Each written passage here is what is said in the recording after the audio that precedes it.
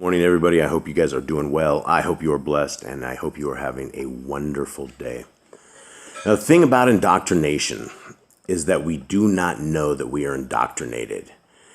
We are told what to believe, really, technically, from a small age. We are sent into a school, and the first thing we see in schools are a ball globe, and so we are indoctrinated into every deception and every kind of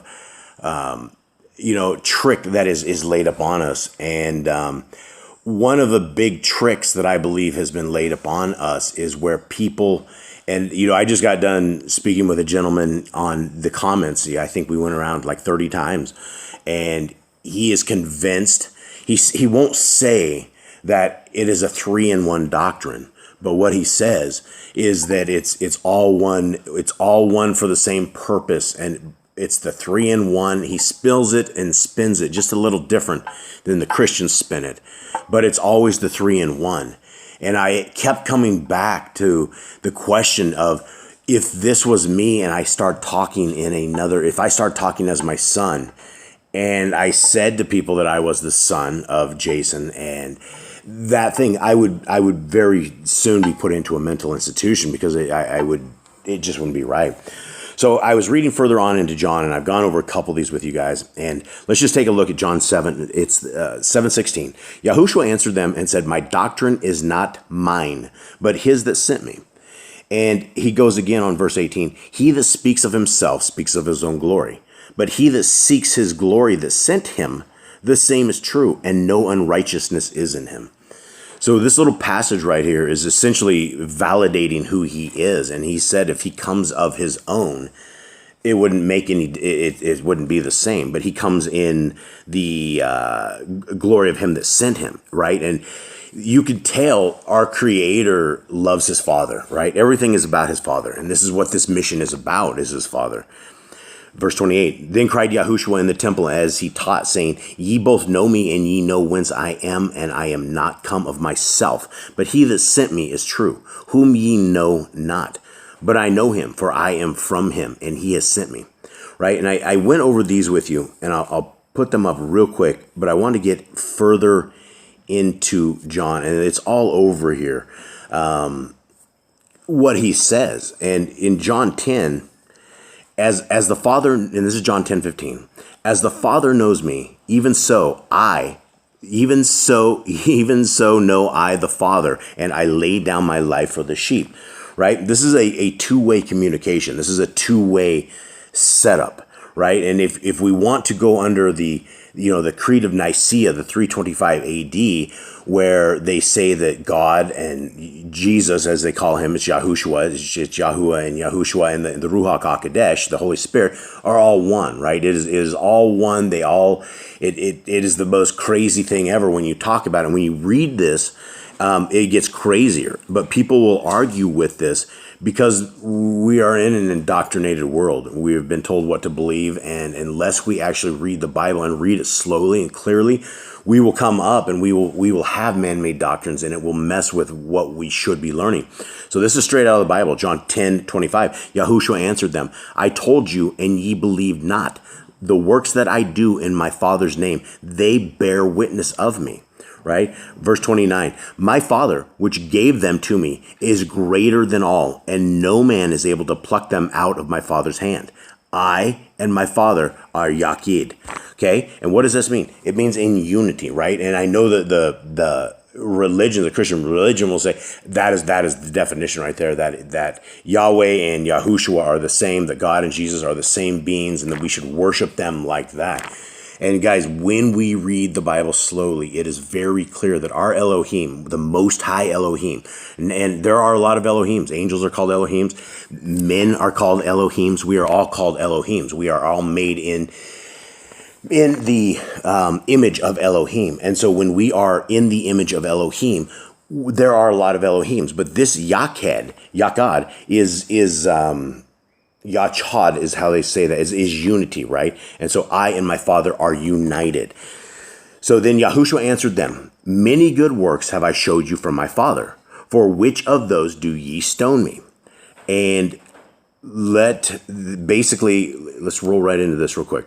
Say ye of him, who the Father has sanctified and sent into the world, you blaspheme, because I said, I am the Son of Elohim. Right? And this is the Elohim Most High. This is not the little Elohim. This is when it says Elohim. It's specifically used in the plural, thus especially with the article of the supreme Elohim, the creator of the heavens and the earth. So when non-bold or lowercase in reference to the false Elohim of the heathen, also reference to the magistrates, and sometimes it is superlative, angels are exceeding Elohim, that kind of thing. So there are a lot of Elohims, but there's only one Elohim most high. So when he says right here, I am the Son of Elohim, if he is not the Son of Elohim, but he is Elohim, then he's lying right here, right? And this is what I refuse to believe. I do not believe that my Creator and his Son are idiots in any way, shape, or form. When you look at creation, and we create nothing, right? The humans create absolutely nothing. We build upon what is already here and created for us. But our Creator has created magnificent stuff, right? And they're not stupid. And so he's not trying to trick us, right? The devil is the deceiver. He is the one who's always trying to trick Eve. He's always trying to trick everybody. And if we are willing to be tricked by the devil, then we can come to a conclusion that is extremely dangerous when we believe that our Creator, his Son, and a spirit are all the same. I believe the Ruach HaKodesh is the Spirit of God. I believe that, if you want to call that God, you can call that God. But I believe it is a spirit of our Creator. And there's many spirits, right? He has created, there's lots and lots and lots of things out there, right? And call them what they are, but they are living, moving entities. When you read deeper into the making of the earth, there were spirits that helped form the thing. And so those are things you don't get in the Bible, but you get them in the, Jasher, Jubilees, Enoch, those kind of books of that nature. So anyway, he says he is the Son of Elohim. So if he is not the Son of Elohim, then right here he's just lied.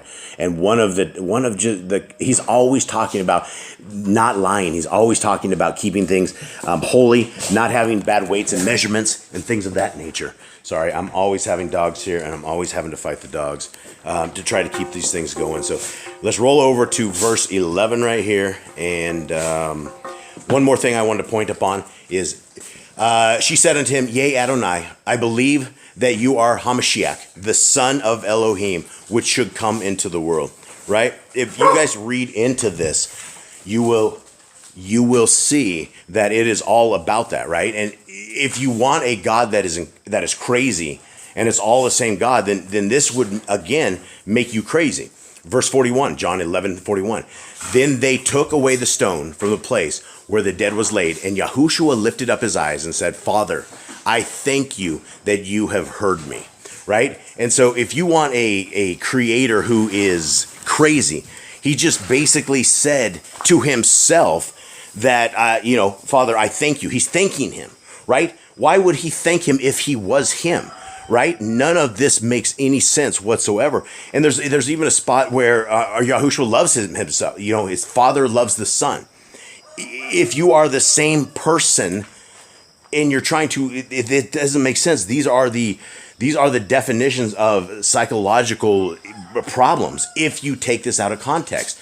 So, guys, the point of this is our Creator's Son was under subjugation to his dad. He came here marching the will of his dad. He never came here running a rebel flag or anything of the sort. It wasn't Yahushua the rebel and come my way versus the ways of his dad. It never was that. And so we have latched onto religion and broken religions and made it doctrine in our lives when we haven't even read the Bible.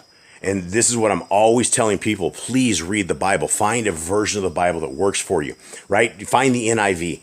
And people are going to go, people are already picking up rocks and they're already tossing rocks at me. And all I can tell you is that if you are just barely into the Bible, you've never read the Bible, then get a version that makes sense. You're not going to find the anomalies and the really horrible stuff. Everything in parentheses is a horrible thing. It's the things that translators have put in there, like all food has been made clean. That's not true. So find a version of a Bible that you can read. Get through it a couple times, right? I suggest you guys read the Bible every day, every time that you can, in the morning, afternoon. Talk about it with your family. It's very important. The laws of God are very important. He's made that very clear to us that they are very important to him. And so, guys, that's it. That's the best I can tell you. I hope you guys have a wonderful day. I am out.